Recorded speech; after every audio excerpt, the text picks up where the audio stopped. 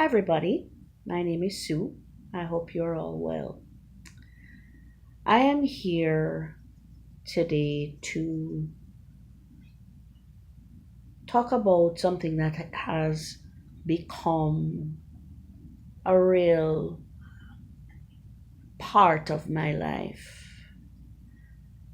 I guess it always was a part of my life, but it never bothered me before. All of a sudden, in this my sort of middle years,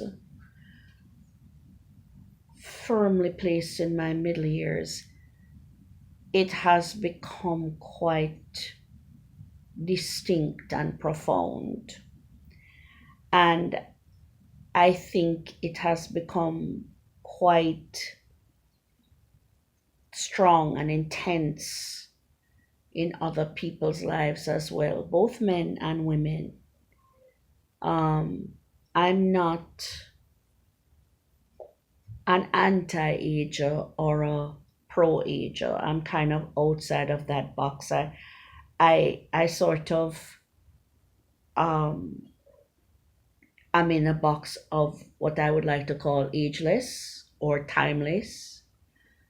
I don't like to stick too much emphasis on age because I think that can hurt you in many ways in how society is set up, particularly here in the United States where I live. Um, it's very ageist. So I prefer to sort of stay out of that box, so to speak. If you're an anti-ager and you're shouting it to the hilltops that you're going to fight it with all your might, and you're stomping that treadmill and you're stomping out your age, that's cool. That's cool with me. If you're a pro age and you're shouting it from the hilltops that you're this age and every year is a blessing, I say shout that from the hilltops too. I think that's amazing. But I'm just kind of in that box where I am I just focus on my mental and my physical health. And that's why I have created this channel mainly about mental health and what I am dealing with, which is loneliness. Wow, I said it out loud. Loneliness. A lot of people, whatever age they are, actually, it's whatever age, in the United States in particular, I think, are dealing with loneliness. Deep, intense loneliness, feeling like they're by themselves in the world. And sometimes this can happen in a crowd of people or even in a large family.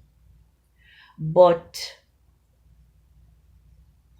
it can also just be the traditional loneliness where you really don't have a community. You don't have a lot of friends or any friends. You don't really have a church community. You may not be working, or you might be working remotely, or when your workplace doesn't encourage friendships, or you just don't want to be friends with the people that you're with because around your coworkers that might be backbiters or backstabbers, or it's lonely. And then you come home, you may not have a partner, or your partner may work a lot. My husband works a lot on the road, so I'm alone a lot. And I thought at this time in our lives we would be more together, you know. Um, but it didn't work out like that, you know. And I'm at home and I do my little side hustles at home to try to make it, you know, and it's lonely. And I find that I've never really been lonely before. I'm a Virgo and we're natural loners. I flourish in my alone time. I still do. But I feel like at this time in my life, I've been truly alone, maybe more than it's healthy to be alone, you know? Um, I am really trying to get a hold of my aloneness. I really am. I'm trying to deal with it. I have animal companions who I adore. I love them very much. Shout out to all you animal lovers. And I take a great deal of time caring for them. But as much as I felt like that, I can manage on my own and I have my animal companions and stuff, I realized that humans need other humans more than I would like to let on because humans can be, what holes. And if you hear a little whimpering, my doggy has been sick and I'm taking care of her. So she's having a little separation anxiety. So I hope that's not going to bother you. I just spent a long time walking with her outside and we had lunch together and all of that wonderful stuff. So I need a little time now to just talk on my own, be on my own. Here I go, on my own, right? But I'm talking to you other lonely people out there. I'm talking to you other lonely people out there. What causes one to be lonely? Well, I'm an immigrant. I'm from the Caribbean. And so is my husband. So we didn't have a strong community here. And I live in a state where there isn't a lot of other Caribbean people. And so that was kind of harder for us to make friends. And I've also moved around a lot because I have been in the entertainment field. I've been a singer and a performer, and you move where there is work. And there was a bit of work here for me, but I'm getting older and stuff. And I've had to now find more entrepreneurial ways of working. And with the pandemic, you know, that was a big deal for performers, not getting any work, and then it's just it's a lot of things have petered off, and I've gotten older over that time. And I'm not saying no, that I've given up, because I'm not going to give up. There's a lot of older entertainers, and I would encourage all you older entertainers to keep going as well, because I do believe there's a sort of new um attitude towards older people, and we have to keep fighting to be seen, and fighting to show that we're relevant and vibrant and even more brilliant than we were before, because now we're still at the age where you're vibrant and healthy enough to push forward, but you have all that technique and experience. You're seasoned now. And I've always admired entertainers who are in a certain age bracket, like remember Betty White, the amazing Betty White, and how fantastic she was at a certain age. It's like the Golden Girls. I mean, when that's like brilliance. And then all these new people coming up on TikTok now, um They're showing that they can still dance and they can still sing and they can still act and that they're still very interesting people. They're sexy people. They look good. All of that fantastic stuff. But at the same time,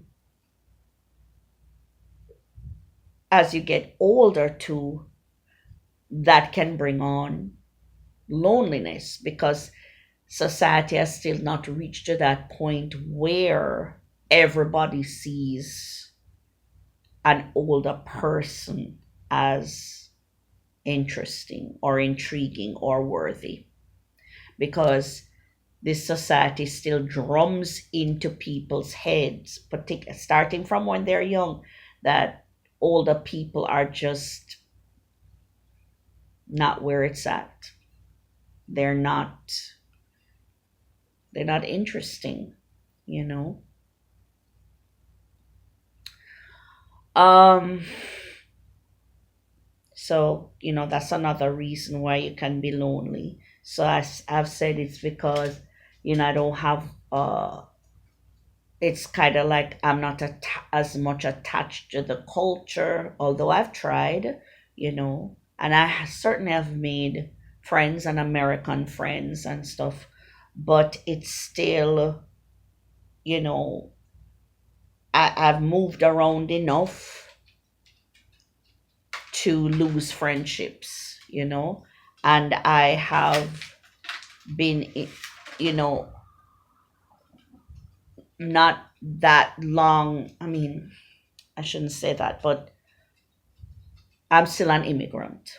I'll always have that attached to me. I still have an accent, although I used to have more of a Midwestern accent because I lived in Illinois for a long time. Um, but as I've gotten older, my accent, still, it's like it's gotten stronger again. I think that's a thing. Um, and then, no, my husband has gotten a new career in his older age too, where he's on the road constantly, and I don't see him a lot. Um, so it's tough. Loneliness is tough, and sometimes it's so lonely that it is palpable. Like you can cut the loneliness in the air with a knife. You hear all that scrabbling? Those are my little friends, my little four-legged friends moving around. Um, but yeah, it's it's not easy. And I put on this red lipstick today because I just had to do something. I'm inside the house, and today is not a hustling day. And of course, when you're not hustling, you can really feel the loneliness. And so I've decided, you know what? To make myself feel better, I'll put on a little eyeliner and a little red lipstick. Um, my hair needs to be cut. I wear my hair very short now. For the past few years, I've worn my hair I'm a baldy. I'm a proud baldy. But then lately, I've been thinking, I've never been really a wearer or a weave wearer. But to change it up, I'm thinking of purchasing some wigs. Um, and, you know, treating myself, treating myself. I've also decided to that I'm alone too much, and I will go out like to a Barnes and Noble just and sit and have tea and chit chat with the lady at the counter for a second to give me the tea and the pastry or whatever, and I sit down and I walk around. I'm thinking of joining a book club as well. Um, The book club people are kind of far away. And then, of course, that gets expensive because you have to buy the book and read the book. But I want to do something like that. And I need more company, Um, which brings me to I have been let down a lot by people I've made friends with. And yeah, I think my trust in people is not very high. So that of course is going to impede friendships. And this is not taken lightly by me, okay? Because it has happened to me enough times where I really shouldn't have I shouldn't even try to make a friend. It really has. I've been betrayed enough by friends, so or people, you know, um, that it. I should. Maybe I shouldn't even walk out the door. You know, it's that serious. I really have been let down by friends, and I've even had situations with childhood friends that I had falling out with, but years and years later, because they were important to me, I made sure that we reconciled. It was, these people are very important to me as a kid in my high school years and stuff. And we didn't speak, a couple of them I haven't spoken to in years. And I said, you know what? No more of this. Let bygones be bygones. And I reached out to them and they were happy to reach back and we're friends again. But they're far away, hundreds of miles away, because these are my people that I grew up with.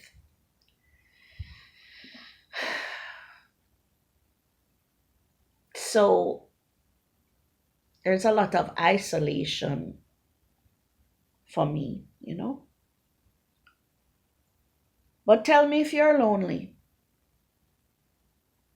and why are you lonely?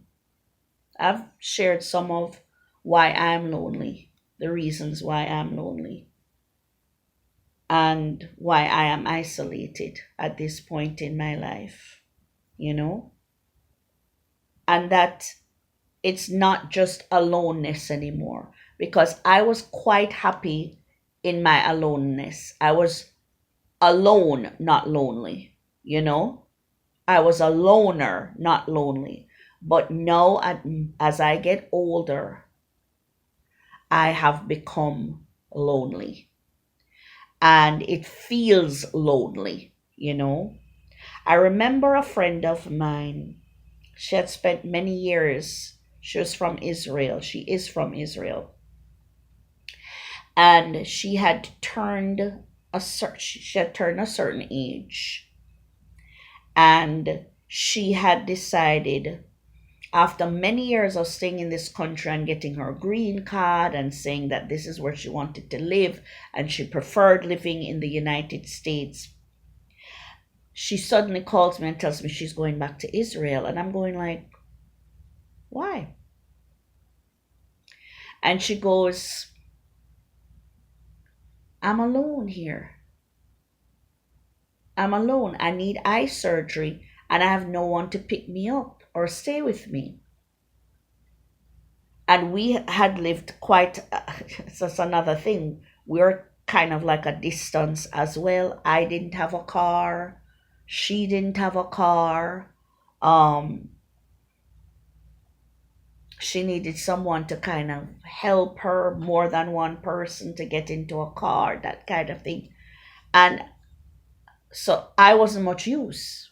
I said I could come. She says, no, I need like maybe a male, a couple, she needed help to get into the car, and then I had this job that was like very demanding, and then my mom was sick. I couldn't help her. All I could do was talk. And so she said at home she has her nephew, her niece, her sister, her sister's husband. Her parents were still alive and strong, very healthy. They were, in the 80s, but they could watch her or call the hospital if she needed to. Her niece and nephew are very strong and able-bodied. Her brother-in-law was strong and able. Oh yes, she had a brother as well to help her. She said so she was going home. And I was like, whoa, why is she doing this to herself after she spent so many years here working on this green card? And she left, she went home. And now I understand why. Because she felt alone. As much I'm there trying to take care of my mom and work and don't have no car, and she couldn't rely on me. Like I said, all I could do was offer a listening ear. So she went home. Yeah. What makes you feel lonely? What makes you lonely right now in your life? It's an epidemic. We're all so lonely.